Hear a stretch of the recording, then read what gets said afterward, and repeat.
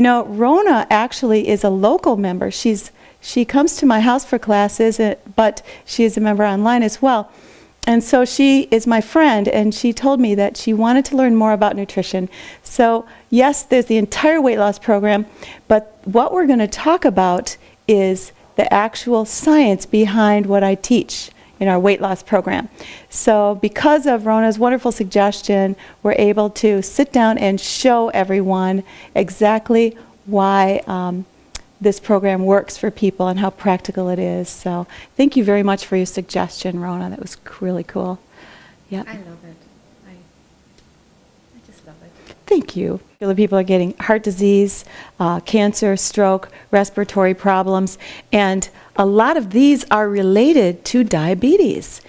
I don't know if you know this, but cardiovascular problems are primarily related to the way that we eat. Okay, the way that we eat. We all know that smoking is not good for us. What we have is our medical system is based on something that was taught about 30 years ago, which was eat low-fat or fat-free. Okay, now the new science that we're learning hasn't been implemented yet, and it hasn't been put out to the general public so that people will want to purchase those kinds of things very much yet. So in order to get the full-fat yogurt, you will have to go to a more progressive store, like one of those health food stores, Whole Foods, I would recommend on camera. Vicki suggested also making your own if you want to do homemade yogurt. That's a good way to do it. So the point I was making is that we are not going to be able to agree with the general population in this presentation. A lot of people will say, oh, look at this fat you're eating, how bad it is. Well, you don't want to eat too much of it, but the worst, like I say again, the worst of two evils is spiking your blood sugar. For example, say you go to a morning brunch or a buffet of some type at breakfast, and shoot, you haven't had breakfast yet. Well, oops, because you really should have before you leave the house. And so you get to this thing, and they have this beautiful display of bagels, white bread bagels, and we all know that that white bread is a sugar spike, and there's likely preservatives in there too. But no food is evil. No food is bad. We're gonna see what we can do with this. So we look across the table and we see, oh, there's some full-fat cream cheese. Well, then I'm going to take a half of one of these, find the grainiest one I can have, and slather a whole lot of the full-fat cream cheese on there. A lot of people would say to me, no, I can't do that. Well, why you do that is you want to eat so as not to spike your blood sugar, so as not to go into inflammation. Now, those are not the best foods in the world, but those are the foods that are available on the table at the time. You see what I'm saying? So we want to work with our real life. We want to learn to go to a buffet and find the thing that's going to help us to feel good. I was just explaining what happens when we spike our blood sugar and then we're in this terrible pattern, and then we get into a better pattern of keeping our blood sugar stable. Well, at first, what's going to happen is you're still going to feel those cravings because physiologically your body still has a lot of insulin, and you're just putting out all those same signals. You have to kind of train your body into a different pattern. So once you've trained your body into a pattern of keeping your blood sugar stable, you literally don't crave the sweets anymore. And sometimes it's really surprising to people. I had my girlfriend, Marilee, who I was coaching her, and she said, Judy, this woman lost 83 pounds, and she's 4'11". She was pretty heavy, lovely woman. She said, Judy, I went into the store to get diapers, and I didn't get a candy bar. It gives me goosebumps. It almost made me start to cry when she told me that, because she was so addicted to that, and to see her experience that freedom was just an awesome thing. So we had to go out and buy her some clothes that day. It was just a fun day. So the idea is you will lose those cravings, but if you spike your blood sugar in some form, then they will come back for about a day and a half. So you have to ask yourself, okay, if I go ahead with these pancakes, then I'm going to probably have a few more cravings today and tomorrow. So, we want to keep ourselves in our comfort zone as much as possible. Does that make sense? Okay. Now we're going to talk about the importance of supplementation. Our body is made of cells. A lot of people don't think about that. Your body is really, all it is a bunch of cells. All health and disease starts in the cell. That's where it starts. The cells are what make up the organ system. When your cells are healthy, then your body will take care of itself. What I mean by that is, when you're eating and supplementing so as to regenerate cells that are as healthy, optimally as healthy as possible, then all your organ systems will begin to be healthier. One of the ways that we check people's health, and one of the ways doctors do, and good doctors, is they take a look at their skin right away, because the skin is the organ system that really expresses whether the body is getting fed the right nutrients. If you're dehydrated, you can see that in the skin. If you haven't had certain nutrients, you can see that in the skin over time. If you're aging too quickly, you can see inflammation in the body. So it's an organ system that literally expresses your health. After you start eating this way and having these proper fats like fish oil, like clean fish oil in your diet over time, is your skin will clear up. Your skin will not feel so dry. Those kind of things will immediately show in that organ system itself.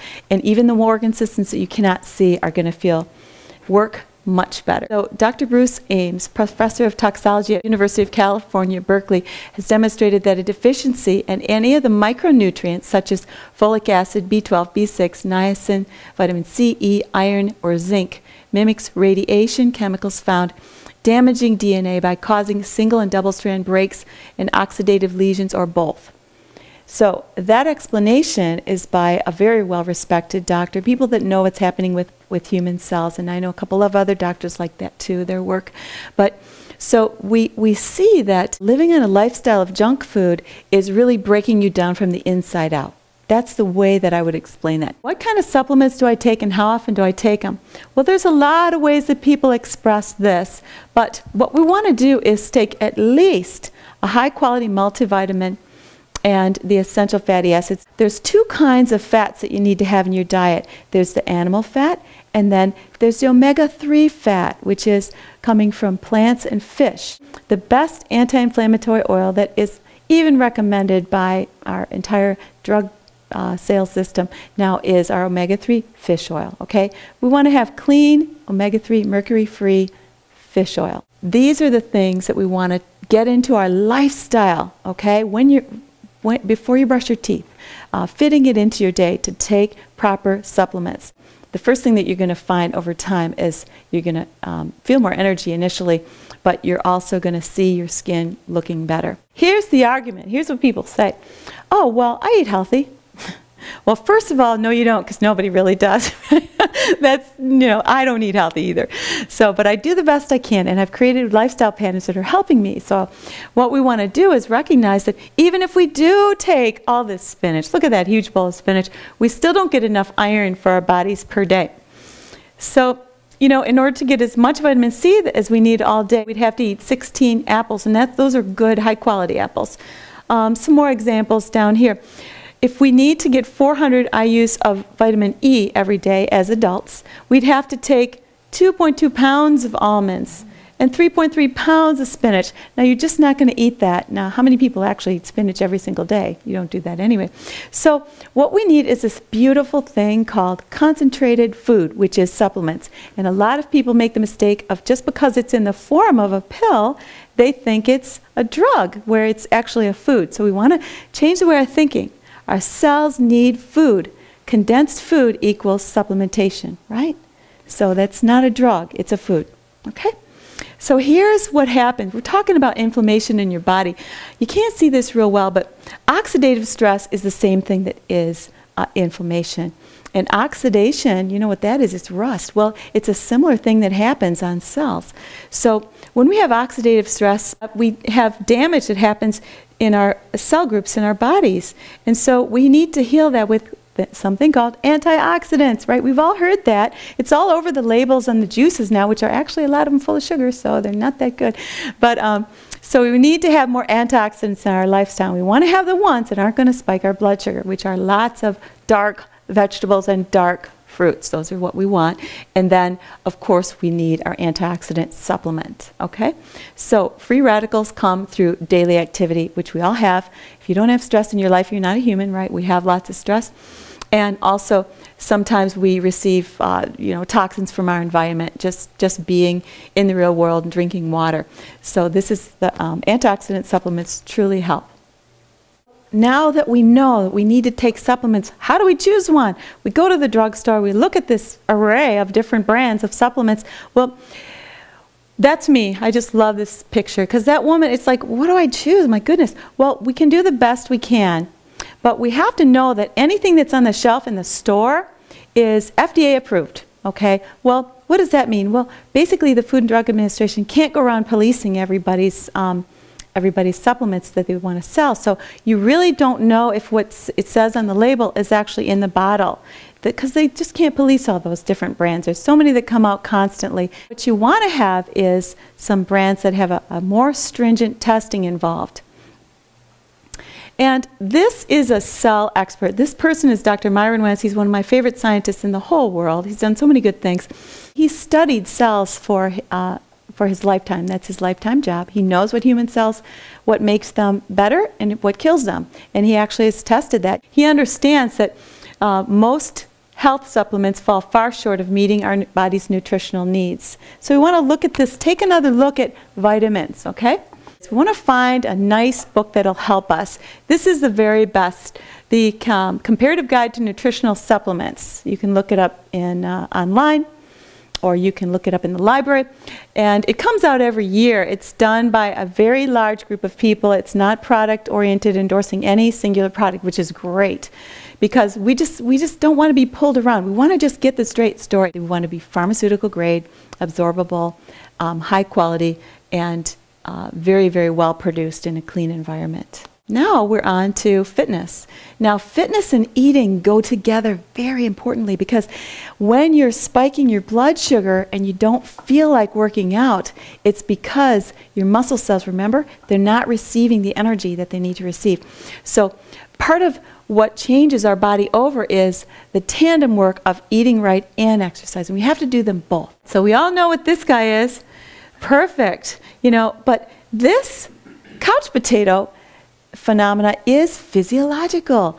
We feel depressed because we don't want to work out, and then we feel bad about ourselves, so we're still sitting there, then we eat more junk. So it kind of feeds on itself, whereas once we just begin to make the shift into thinking, I can do this, I'm going to be happier, and I've got friends who are here to help me, I've got Judy online to help me, then we can make that shift to move toward just taking a little bit, one upgrade at a time per day, like just starting with having a protein breakfast rather than having nothing or something sweet, or starting with getting out and walking the dog 5 times a week, fast walking the dog, or going online and starting the 4-level weight loss program. That's really condensed everything in there.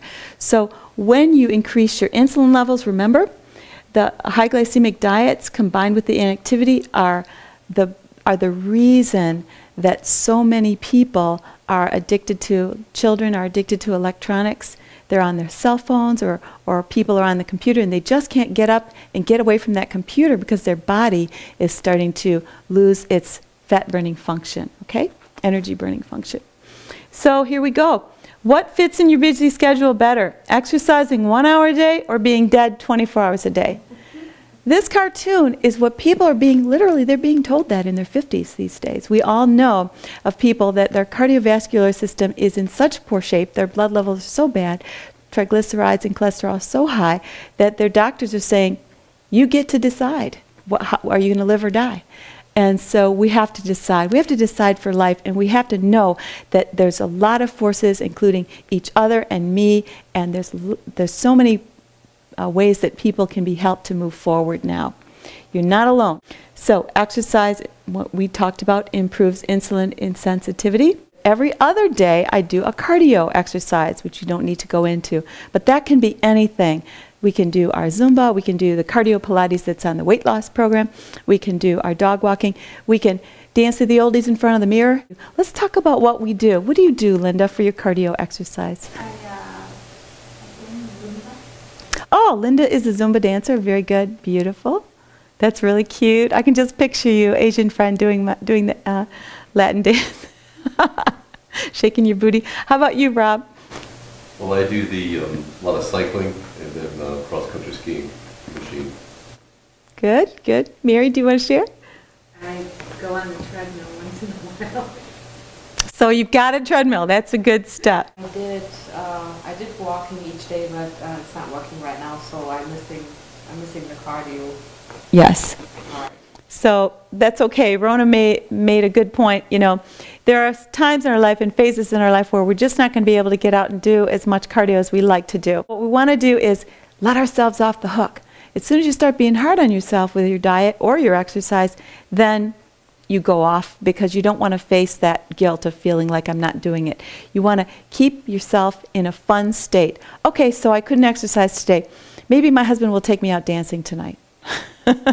Which I'm sure Frank would. He's very loving and kind. The idea would be to keep your heart rate up in a comfortable range for at least 20 minutes, at least 3 times a week. That's really kind of the minimal cardiovascular physical exercise. Think of what you want to do for that. If you have any ideas, leave a comment after this. We can share them with everyone else. So in order to really get your lifestyle in a place where you're going to be healthy and enjoy your life for the long term, we need to look at these 3 things: our supplementation, our eating, and our fitness. Now, we experience life through our physical bodies, right? We experience the deliciousness of life. Everything we experience, our sight and sound, everything is through our bodies. So as our organ systems begin to function better, we have more mental clarity, we will experience a higher level of life. A higher level of life. Now a lot of people say, well, why should I do this? Well, you don't know how good you're going to feel because you never felt like that before.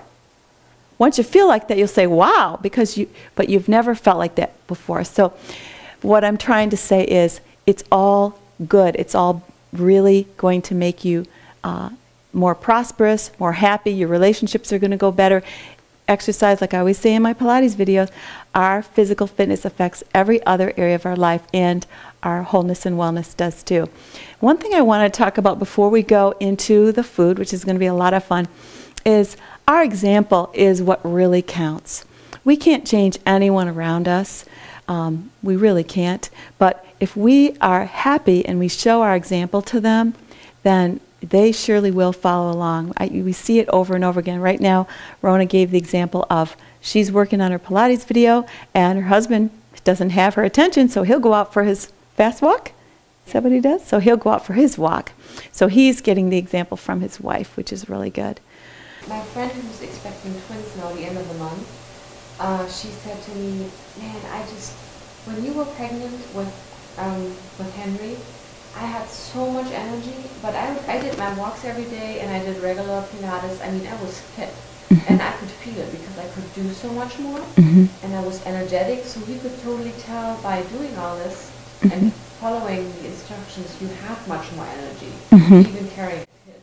Yes, even if you're carrying twins or if you're carrying a baby in your full term, you can still have more energy. And when you're pregnant, a lot of times people will tell you, take it easy, take it easy. Well, definitely need to rest and put your feet up every day, but it's just as important when you're pregnant to get out and go for that walk or whatever it is that helps you to exercise up and down stairs, tidying up, whatever it is. So here we are with the food. This is the fun part. So we're going to talk about this food on this table. Now it looks a little bit fancy, but quite honestly, I'm not a very good cook. Just ask my kids. I don't even like cooking, but I like feeling good. I like keeping my blood sugar stable, and I like helping people to do it. And we've heard a lot of things about food. My goodness, we're barraged with information about food. So a lot of times we think, oh gosh, I can't eat that, I can't eat that. I'm just going to eat pizza. We give up because we can't make sense of it all. So in the program that you just saw, what we want to make sense of again is our take-home message is to keep your blood sugar stable. And here are some easy and really tasty ways to do that. First thing we want to do is start with breakfast. We want to get more roughage and green vegetables in our breakfast, and of course we want to have that protein. So I was just telling the ladies, like what I have for breakfast is the culturally okay way to do that is by omelets, making an omelet that has green vegetables or different kind of vegetables, spinach and feta. There's so many different beautiful combinations of omelets out that you can make. And if you're not an egg eater, there's plenty of other ideas of ways to get your vegetables in. The other thing is you don't have to eat breakfast for breakfast. You can have the leftover chicken from dinner. If it looks good to you, if it's a good protein, have some of that, or the leftover green beans. You have to have what makes you feel good and what makes your blood sugar stable. Whether it looks like your normal breakfast or not is irrelevant, okay? So that's one helpful thing that I think will help people to let them off the hook. If they want to eat leftovers from dinner yesterday and it's not going to spike their blood sugar, then it's probably good for them. In fact, I have to add another point. A lot of counselors, I'm talking about people that help people with depression, they tell them to eat lunch for breakfast or dinner for breakfast. What they're really saying is start by stabilizing your blood sugar, which helps everything. It helps you to not be depressed. So there you go. It's helping on many levels already. This is a meal which is for a person who wants to lose weight. Yes, it is for people who want to lose weight. Let's start with the drink. You know, when you go to a party, quite often you've got all kinds of drinks for the kids, bag drinks or pop or many different types of alcohol. And we can talk about alcohol at another time. That's a very good subject. But today we're just going to talk about making a really nice drink that's low glycemic. Now what I've done is I've just pulled some tea bags out of the cupboard. I took a detox tea, a couple of chai teas, and a green tea, and just steeped those and added some stevia and threw some strawberries in there, and everybody just came over and loved it. Well, part of the reason we love it is because it looks so good, and really it satisfies your thirst without spiking your blood sugar, and there's a lot of good antioxidants in those teas too. So that's just a nice thing to do for our party. Any questions on that or comments on that? Because what we want to do, we can't discipline the people that come to our parties, but we want to offer them an alternative that will be lower carbohydrate alternative. Now let's talk about some of these dishes. You know, what I tell people is white and mushy makes more white and mushy, or brown and mushy if you happen to have color. The idea is we don't want to increase the fat around the middle by having things like rice, potatoes, white bread, all those things that are high glycemic carbs that are basic. They were the basis for the food pyramid at one time. And so we want to look at our substitutes for that. And sometimes people just get kind of turned off by weird names. And I want to talk to you about quinoa. Quinoa is such a nice, simple food. It's it's a balanced glycemic index food. It can replace rice, potatoes. I'm using it today in my stir fry. One of the things you can do that is super helpful is you can make any kind of stir fry and not overcook the vegetables. Okay, if you can't eat raw, eat stir fry. It's the second best. So you've got some kind of meat in there. What I've got is some, you know, onions and peppers, your typical nice fajita stir fry, but you don't see the tortillas or the chips there. You don't even see the low-carb tortillas because some of those are a misnomer. They're actually not that low-carb. So what we want to do is move into something that's satisfying, that's not going to spike our blood sugar. So one of the options you can use for that is your quinoa. You can just lay it on a pile of quinoa. The quinoa is right here. It cooks like rice, and you can add a little salt to it if you want to. So that's a really nice thing that I often will have for lunch. I'll find the meat that I have prepped, and I'll find whatever vegetables I have and put that in a stir fry with some of the appropriate oil, or coconut oil is one to try. If you haven't tried it, it looks like lard. It's very good for you, especially if you're a senior. What we want to do is start with our good breakfast, and then every time we have a snack, it needs to be actually a meal. It needs to have a good fat, good protein, and good carbohydrate in it. So, for example, a fruit like bananas is a very good fruit in moderation. So we want to have a half banana so we don't spike our blood sugar. And then we also want to couple it with a nut butter. One of the things I recommend is try some different nut butters. Here's almond butter. If you haven't tried it, try it. It tastes great. And then there's also cashew butter, different kinds of nut butters. And you know, you don't have to go out and buy pure fruit. There's products out there that are no sugar added fruit products. Just a nice black raspberry, simply fruit, sort of a jelly product that you can use. For example, a snack that we can have that's super healthy is what Rona was talking about for breakfast, is to have some nice yogurt with some type of nut butter, and then put some of that real fruit. You could just throw good low-carb fruit like strawberries, which are low-carb, which is great, or one of these kind of pure fruit, a little bit of that in to add the sweetness and the flavor and more nutrition too. Here's one of my favorite that I love to share with people. A lot of us love our chocolate. We get the chocolate itch, and we love our chocolate. Well, what we want to do is satisfy that itch, you know, and we might be craving, say, M&Ms, okay? So what is in M&Ms? Well, there's a lot of milk and sugar in the M&Ms. What you're really craving is this, the cocoa. And that is really good. It contains antioxidants. It helps your mood. It gives you a little caffeine hit for some stamina and some other things. But we want to keep it dark. We want to, especially if you want to lose weight, you can have chocolate. We want to stay away from the milk and the sugar in there. So we want to have the 85, maybe the 90. And also you can enjoy that. For example, somebody's craving an Almond Joy. What are you craving in there? Probably the almonds and the chocolate and the coconut. Did you know that these 3 foods are really good for you? That's why you're craving them. If you can actually make chocolates in a tray out of the coconut lard, which is what it's coconut fat, and that's a healthy food and it's a great fat for us. Listen to me, it is. It's really good. And the dark chocolate and almonds. You can make yourself a chocolate out of there that is essentially a meal. Okay, it's a candy, it's a snack, it's a meal. It has those 3 elements. And that's not the only thing that you can make a really good meal snack out of. That's just one example that is really helpful. So these are a couple of products you want to have. Now, one of the things I did was I made a salad. Now, when people think of a salad, they often think of something that kind of takes a lot of work to prepare, and you have to display it, and you have to have your dressings for everybody to choose their favorite dressing on the table. It's kind of a big production. So they don't make a salad, or they say, I don't have time for a salad. What we want to do is create time. So we do that with our energy level, and we do that with the way we think about cooking.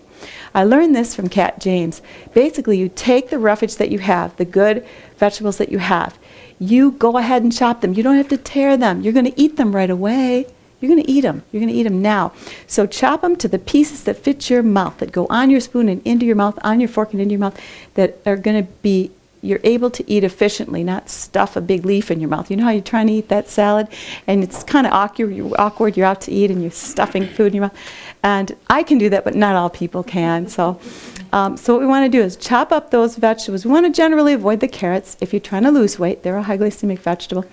But just about anything else, if you have some green peppers in there, if you have, radishes, bok choy, of course we want to use our nice baby spinach, and even if you have some iceberg lettuce in there, throw it in there. It just tastes good and it helps the texture of it. Take what you have, chop it up, rinse it, chop it all up, and throw it in a clean bag, and then you're going to add your dressing right there, and you're not going to be too skimpy on the dressing. Well, remember, we don't really want to have low-fat dressings. We don't want to add sugar to the dressing, but we want to get our yummy tastiness from the fat that we use. That's our treat, okay? So what I used in this dressing, there's a lot of dressing on that salad, is we just took the vegetables that we had, we chopped them up, and even the people that were preparing it were like, wait a minute, this isn't how we prepare salad. Well, it's the way to prepare it so that we can just efficiently eat it. In fact, you can take this, even mix your dressing in it and throw it in your Tupperware and bring it to work for lunch. It'll be a little bit wilted by the time you have lunch at 11:30, but it'll taste really great. So don't have to do everything by status quo. Throw together your salad dressing from the good fresh ingredients you have in your cupboard. Keep a hold of some really good vinegars like the balsamic vinegar. This is the aged one. It tastes great. It's not very bitter. It just has this great, deep, nutty, high-end flavor. So all I did was I took just some full-fat sour cream and some balsamic vinegar and just mixed it in a bowl, dumped it in the bag with all the greens, and then shook it up. My friend Ray, beautiful over here, she's not in the picture, shook it up really good, and then we pour it over the plate, and then we pour our proteins on there. I happen to have cheddar. You can find a higher-end cheese if you want to, and some sliced almonds today, and of course we had some cherry tomatoes here. But you use what's in your cupboard. And what we want to do is make sure that every week that we have a plan. It's in one of the articles on the site. It's called the New Shop. What we do is plan a fun time every week to go to that really cool vegetable store or that garden market store outdoors, whatever it is, and do your veggie shop. Find the fun things that you want. Go with a friend. Make it a fun thing you do every week. Then when you come home, you immediately wash and prep everything. So it's kind of a morning routine once a week that you might want to do. Sometimes people pick Sunday morning. If they're not going to church, it's a great time to do that. They prep those, and they might at the same time get their meats. Now remember, we don't want to overdo the meats, but we do want to have some meats that really help balance glycemic index, and that protein really helps you stay energetic for a long time.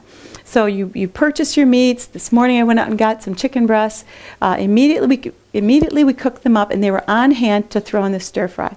That's like that with any other meat. You can even go ahead and cook your salmon and have it in the fridge ready to throw in this or that, okay? Any other ways that people can do that? Can think of some ways? Like one is you buy your flank steak on sale, season up really good. You know, we're talking about making some great Mexican food, and you take those nice thin slices of that seasoned flank steak over the grill. You can throw those in your Ziploc bag and then use those. You can reheat that flank steak in the microwave because it's already tough. It's a tough meat. It's not tender, but it sure is tasty when it's cut up and placed on top of something, even your salad, okay? So the idea is make it good, make it taste good for you, but avoid the carbohydrates that are going to spike your blood sugar, okay, and the combinations. Now let's talk to this one. What's in this one? Zucchini, yellow squash, and onions, and I saute those in a little olive oil, and then I add the quinoa and some walnuts and feta cheese, and then if I had basil leaves, like fresh, Something that would be prettier. really good. Mhm. No, it's really tasty besides pretty, but I just put like dried basil that I had in my cupboard. So this is a good example of a nice meal, which is, it looks like a side dish, but it's really a meal. You could just sit down and eat this, part of this, not the whole thing, part of this for lunch or for dinner or for your mid-afternoon snack. Because it's got the elements, the good fat, the good protein, the good carbohydrate in it. And this is an example of a vegetarian dish that you can serve that way too. Let's talk about, what do we want to talk about now? This one over here. This is one of my favorites. I always share it. It's avocado feta dip. Basically, you take a bunch of avocados, some tomatoes, and cilantro, lots of cilantro, and the feta cheese. So what you've got is the good fat, the good omega-3 fat that we have in the avocado. You've got your feta cheese, which is some of the milk fat, but you've got that flavor of the feta cheese. Everybody loves that. And we've got lots of chopped cilantro in that. This is a perfect example of where you can put that on your plate and eat it with a fork, and you will feel so good and satisfied. It's so flavorful, and it will become a meal for you. It's also, if you're not trying to lose weight, you can go ahead and use some chips with it and serve it as a dip. But I always tell people, don't be skimpy with your dips, especially if they're made of good natural ingredients. Like, for example, when you go to the Mexican restaurant, you go ahead and overload that chip with a lot of that good guacamole. You know it's fresh. It's usually all fresh at the restaurant. So then you're hitting your blood sugar in a stable way for your belly so that you will not spike your blood sugar or get more cravings before or during and after that meal. So using chips is for people who want to maintain the weight. Not using the chips is for people who need to lose the weight, okay? And let's see, what do we want to talk about? Oh, we serve the quinoa with the stir fry to replace the tortilla chips. And let's talk about dessert. You know, a lot of times, frankly, if you're eating this way, you don't want dessert. You don't crave dessert. And that's a great feeling because you can be at a restaurant and you can have a blood sugar stabilizing meal at a restaurant. I give tips for this at the website too. A great Pilates now, where you will feel satisfied, sated. Some people say satiated, but it's sated. I have a pet peeve about that. Where you're done eating and you can really just feel good and not tired and enjoy the people around you. That's why we're there. We're there to enjoy the ambiance and laugh and have a good time. And you're able to do that if you're not worried about counting calories, if you're not feeling bloated and wondering, well, how can I have another bite of this or another, ounce of this? You're feeling good, you're feeling satisfied, and you really enjoyed the food that you ate. Does that make sense? So we incorporate that into eating in certain types of restaurants, okay? Because we need to think before we go to the restaurant, okay? So usually when we're eating this way, we don't really crave the dessert, or someone might have that big fat brownie with stuff all over it, and we'll have a bite of it. It'll taste great, but we don't need to eat more and more of it because we won't feel that feeling, which is really freedom. That's when you start to really get addicted to this lifestyle of energy. Now, when we want to have a dessert, though, what's good? What's okay? Well, there's a lot of fruits that are going to spike your blood sugar, so we want to avoid them. One of them is not strawberries. We can eat strawberries. There's plenty of fiber in there, and there's not as much sugar as, say, pineapples and bananas, which we want to avoid or limit the portions of. And what we've got is, we need some more whipped cream. You want to give it another squirt? It's been sinking because it's real whipped cream.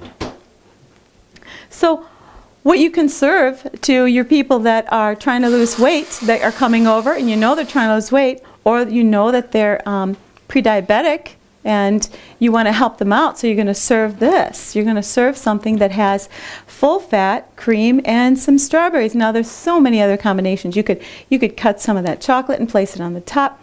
There's many other combinations you can use for a good, tasty dessert that includes fruit. You could do this with the blueberries or a combination of fruits, or if you happen to have some watermelon, but you don't want to overdo the portions of the higher glycemic fruits. For example, the bananas, watermelon, and the pineapple, okay?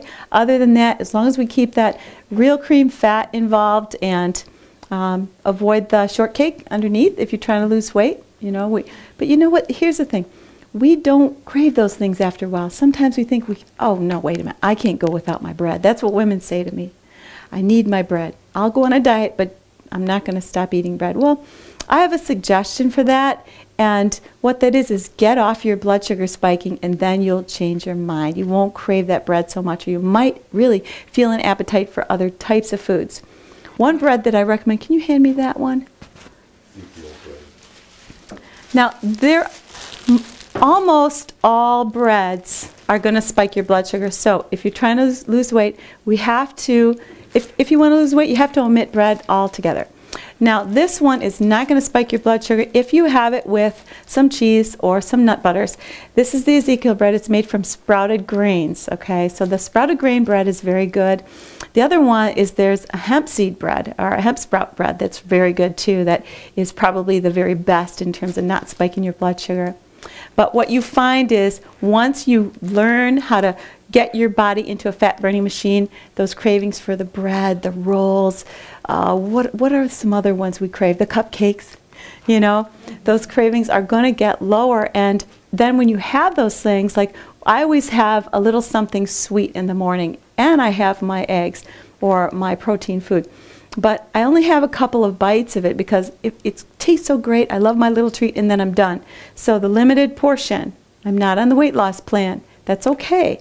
So, but if you have real trouble with sugar, or if you want to lose the weight that's on you right now, you're going to want to avoid those kind of things at this point. Okay?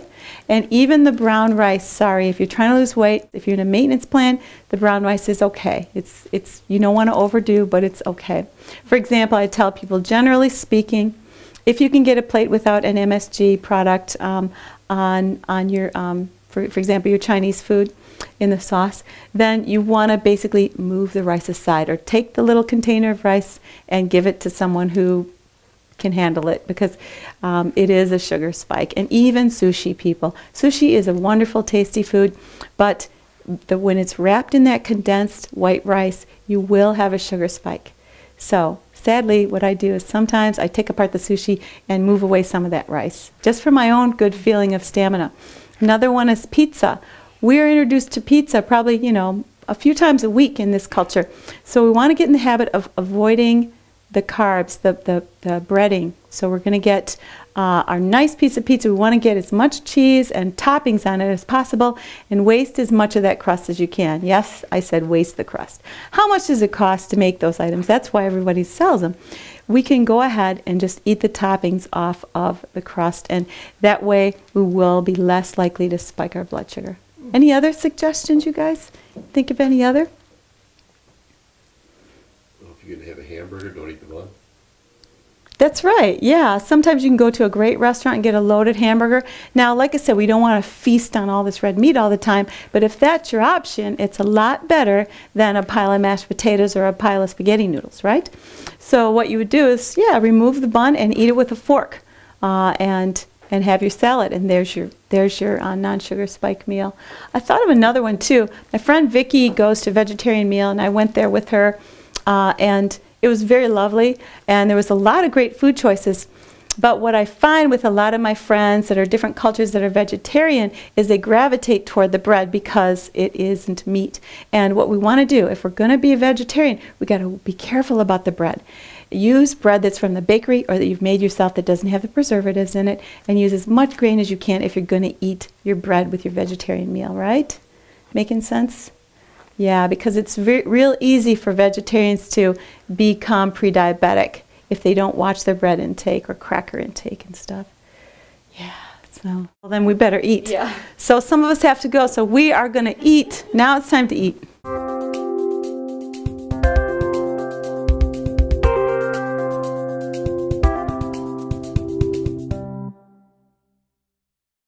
Larry says, let's make you a video, you know.